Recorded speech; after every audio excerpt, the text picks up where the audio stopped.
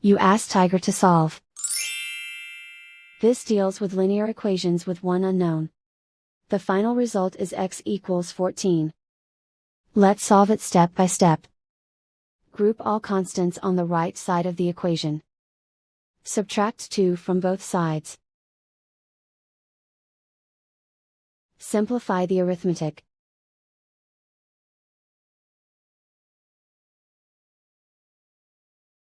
Isolate the x. Divide both sides by -2. Cancel out the negatives. Simplify the fraction.